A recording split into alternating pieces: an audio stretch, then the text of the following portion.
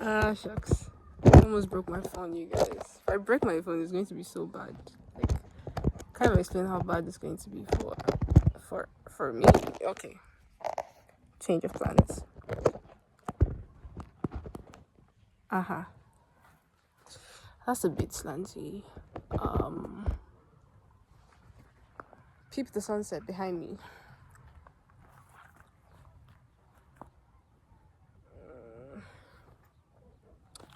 I don't have my mic, and I'm backing the sunset.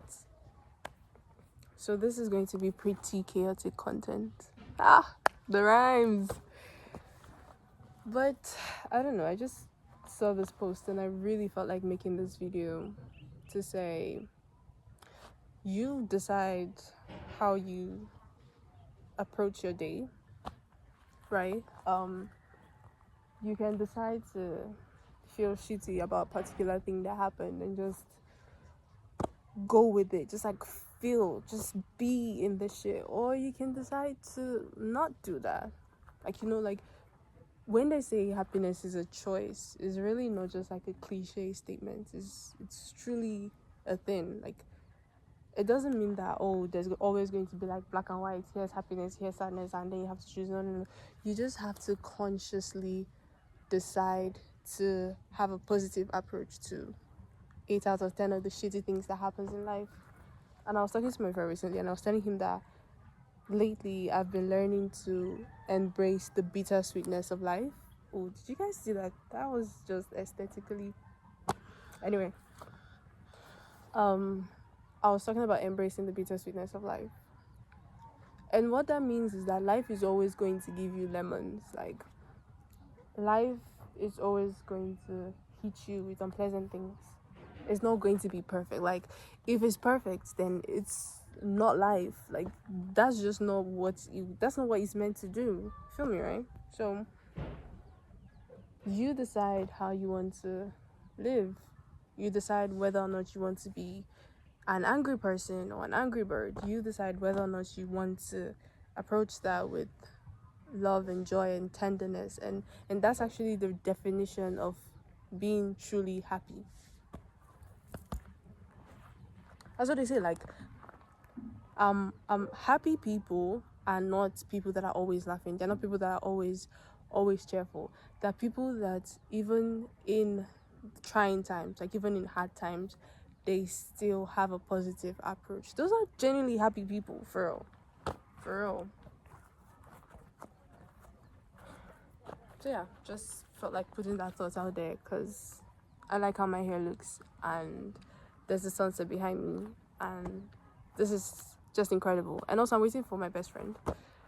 We're supposed to go up the mountain, and he's just keeping me waiting. So I might as well just share thoughts that's been on my mind while I do that. Okay, fine. Let me just show you guys my face so it's not weird. Okay, I'm done.